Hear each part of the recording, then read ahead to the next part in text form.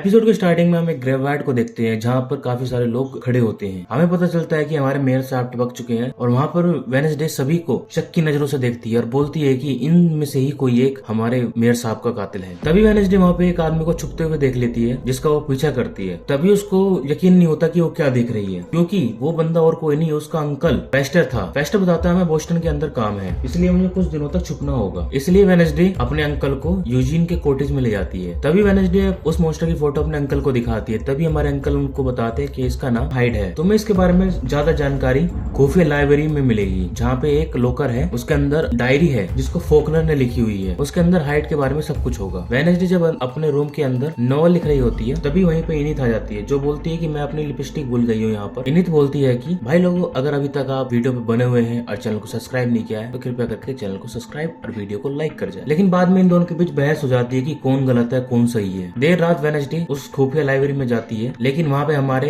Xavier बाबू दोबारा टकरा जाते हैं। हमारे वेडनेसडे को काफी शक है जेवियर के ऊपर, क्योंकि उसको लगता है कि यही मॉन्स्टर हो सकता है। वहीं जेवियर से बात भी कहती है कि जहाँ जहाँ मौत हुई है वहाँ वहाँ तुम रहे हो। जेवियर यहाँ से चला जाता है। उसके बाद हमारे वेडनेसडे और उसका अंकल एक खुफिया तिजोरी के अंदर बुक को निकाल लेते हैं। मॉन्स्टर के बारे में जानकारी होती है कि उस मॉन्स्टर का नाम हाइड होता है और वो हाइड अपने मालिक के कहने पर ही काम करता है। अगले दिन वेडनेसडे और उसका अंकल जेवियर का पीछा करते हैं कि जेवियर कहाँ जा रहा है, किससे मिल रहा है। ये वो पाते हैं कि जेवियर अपना किनबोर्ड से मिल रहा है। इसलिए वेडनेसडे सारी बात प्रिंसिपल विल को बताने चली जाती है, लेकिन वहीं पे किनबोर्ड होती है तो वो अपनी बातें प्रिंसिपल विल से कर नहीं पाती। अगले दिन वेडनेसडे और उसका अंकल टाइलर के कॉफी शॉप पर जाती है, जहाँ पर वो टाइलर को उस मॉन्स्टर की फोटो दिखाती है, लेकिन टाइलर को इसके बारे में कुछ नहीं पता। लेकिन तभी यहाँ पर टाइलर का पप्पा जी आ जाते हैं, बल्कि वो किसी और को नहीं, एक चोर को ढूंढ रहा होता है जो वेडनेसडे का अंकल होता है। रात को वेडनेसडे अपने रूम पर होती है और थिंग से बोल रही है कि मैं टाइलर से मिलने जा रही हूँ और तुम मेरे डायरी की रखवाली करना। टाइलर वेडनेसडे को क्रैकस्टोन के यहाँ मिलता है और सरप्राइज देता है, क्योंकि टाइलर ने इस गुफा को सजाया होता है। ये दोनों एक दूसरे करीब ही आने वाले होते हैं। तभी वहाँ पे मूड को किरकिरा करने के लिए टाइलर के पप्पा जी आ जाते हैं, जो कि उस चोर को ढूंढने के लिए आया होता है। टाइलर का डैड इन दोनों को एक साथ देखकर हैरान बिल्कुल भी नहीं है, उसको आदत होती है और इन दोनों को यहीं छोड़कर टाइलर का डैड यहाँ से चला जाता है। जब वेडनेसडे अपने रूम पर पहुंचती है तो उसे सारा सामान बिखरा हुआ मिलता है। उसके नॉवल के पेज भी इधर उधर पड़े होते हैं, लेकिन वेडनेसडे को पता चलता है कि उसकी डायरी को यहाँ से कोई टपा ले गया है। जब वह थिंग को ढूंढती है तो थिंग हमारा लटका पाता है, उसके हाथ में चक्कू गड़ा होता है और वेडनेसडे हमारी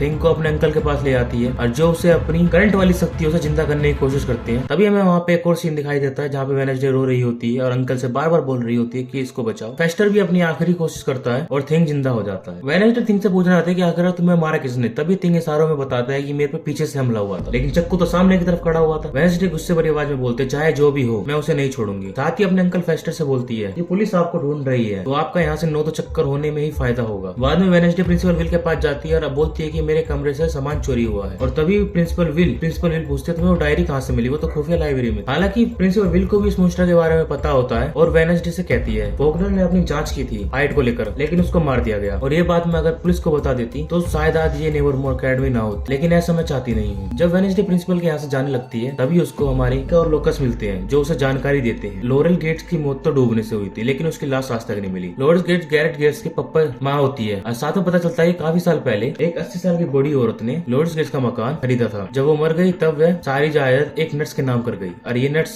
और कोई नहीं हमारी डॉक्टर किमवोट है। और वो सीधी वो डॉक्टर किमवोट के पास चली जाती है और वेडनेसडे उसे लॉरेल गेट नाम से बुलाती है और बोलती है कि आप मौत का बदला लेने के लिए वापस आई हो। लेकिन डॉक्टर किमवोट को समझ नहीं आता कि आखिर वेडनेसडे ऐसी बातें क्यों कर रही है, थोड़ी पगला गई है। वेडनेसडे डॉक्टर किमवोट को यह बोलकर चली जाती है कि खेल खत्म हो गया लॉरेल। वेडनेसडे के यहाँ से जाते ही एक खुद से चुड़ैल की तरह हमारी डॉक्टर किमवोट प्रिंसिपल विल को फोन करके बोलते है कि आज वेडनेसडे ने मेरे साथ बदतमीजी कही है।